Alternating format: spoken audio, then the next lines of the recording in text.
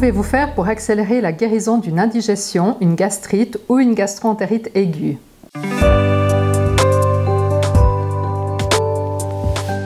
Commencez par diminuer le travail de votre estomac et de vos intestins et arrêtez de manger des aliments qui vont l'irriter.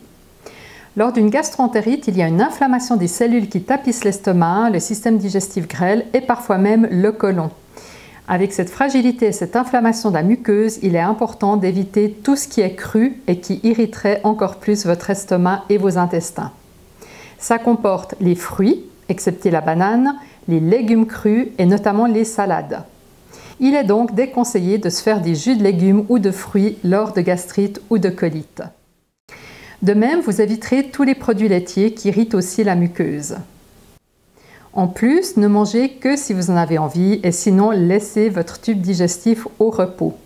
Si vous avez faim, je vous recommande de ne pas associer les aliments protéinés aux amidons. En effet, quand on associe l'amidon avec des protéines, comme par exemple des crevettes avec du riz, la digestion simultanée ne peut pas se faire dans l'estomac et il s'ensuit un allongement considérable du temps de digestion et l'apparition de fermentation, augmentant ainsi les ballonnements et l'inconfort digestif. Personnellement, cela fait d'ailleurs plus de 15 ans que je ne mélange plus amidon et protéines au même repas. En plus de cette mesure et de l'éviction des crudités et des produits laitiers, je prends environ 1 décilitre d'argent colloïdal, puis une bonne gorgée chaque heure lorsque j'ai une indigestion ou une gastro-entérite.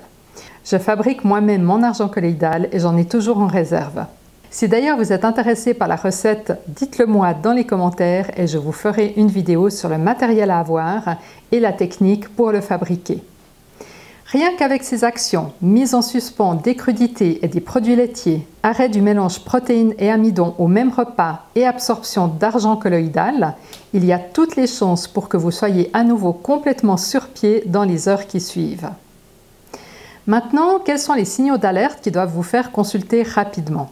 Si vous avez du sang dans les selles ou si vous avez de la fièvre à 38 degrés ou plus, ou que vous souffrez déjà d'une maladie digestive comme une rectocolite ulcéro-hémorragique ou une maladie de Crohn ou toute autre maladie chronique importante, ou que vous êtes sous cortisone ou tout autre médicament qui diminue le système immunitaire comme une chimiothérapie, une dialyse ou que vous avez été greffé, alors il est important de consulter rapidement car vous ne ferez pas forcément de la fièvre et les symptômes de gravité peuvent être masqués. Mais maintenant, on va aller un peu plus loin. Quand on veut guérir d'une maladie aiguë ou chronique, il est important de ne pas seulement la considérer au niveau physique, mais aussi au niveau de l'esprit ou de l'âme. C'est ce qu'on appelle d'ailleurs la médecine holistique, médecine à laquelle je m'intéresse depuis plus de 20 ans en tant que médecin urgentiste, après avoir constaté que la médecine du corps seule ne suffit pas. La guérison complète ne se limite en effet pas au corps physique. D'ailleurs, le terme « maladie » explique bien cela car maladie signifie que l'âme veut exprimer quelque chose à travers la maladie.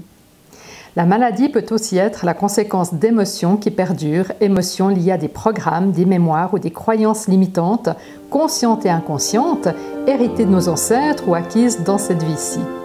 Si vous souhaitez explorer des méthodes plus profondes pour guérir les maladies, mais aussi tout problème à un niveau supérieur, au niveau de l'âme, si vous êtes intéressé à savoir comment supprimer ces mémoires, ces programmes, ces croyances limitantes conscientes et inconscientes, j'ai créé un programme de 30 jours. Vous trouverez le lien dans la description pour en savoir plus. J'espère que cette vidéo vous sera utile lors d'un prochain épisode d'indigestion, de gastrite ou de gastro-entérite. N'hésitez pas à me mettre vos expériences dans les commentaires et à vous abonner à ma chaîne pour des conseils santé naturels. À très bientôt!